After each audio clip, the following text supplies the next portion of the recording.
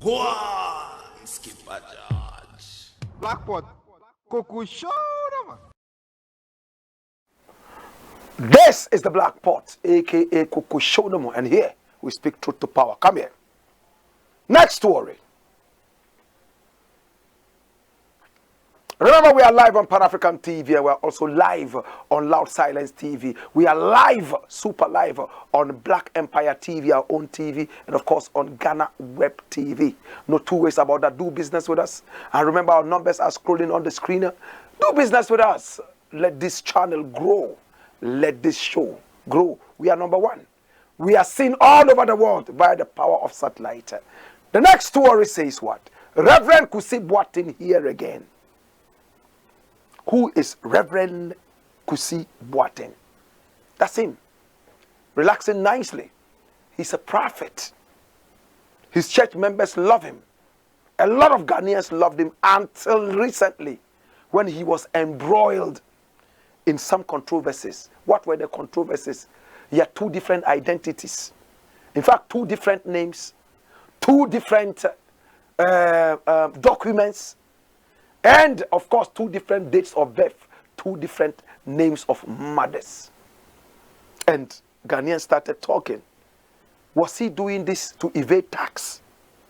Could he be this dirty when he is the secretary of the dirty demonic cathedral that this president is building?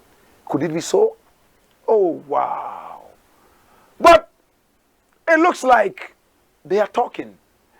Honorable Samuel Okujeto Blakk came out against the activities of this man. He believes that they paid some monies into his account from the government, which was a little shady.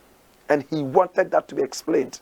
He wanted his different TIN numbers, tax, identification numbers. Why was that necessary? To evade tax or what? And why the two different identities?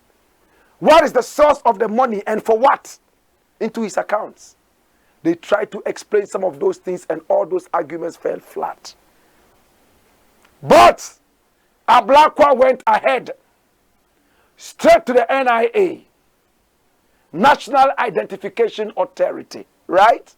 And asked them straight away, how did you give this man an identity card when he has two identities?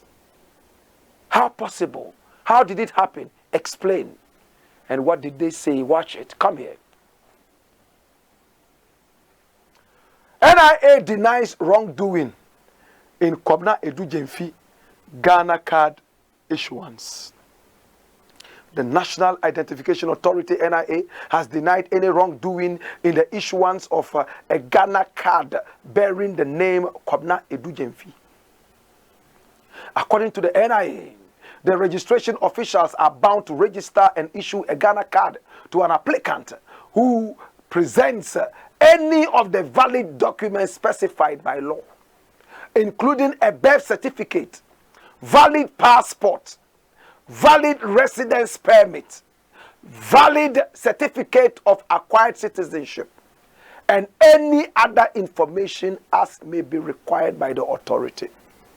A person's popularity is immaterial to the NIA registration process. Indeed, a popular name is not necessarily a person's real name. NIA officials register applicants based on the names the applicants present to the officials as captured in any of the above specified identity documents, such as their birth certificates or passports. Hold it there. I'll leave it there. Watch. He says if you present a passport, if you present a driver's license, right? If you present any valid certificate of acquired citizenship, it could be anything. It could be anything. You'll be given a Ghana card. Look at the things he mentioned. Birth certificate, valid passport, valid residence permit, valid certificate, acquired citizenship.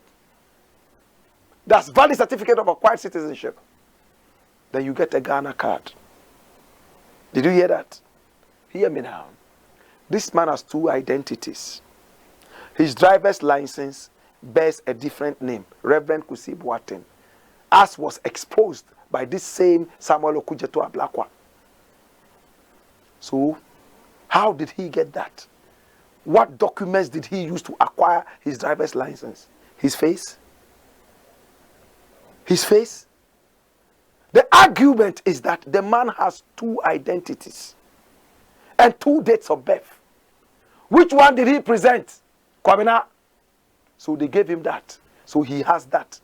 How many Ghana cars does he have? Is it one or two? All these questions need to be answered. We need to go into this story. I'm glad Shraj is handling it, and I wonder how Reverend is going to be able to get out of this. Dash it away.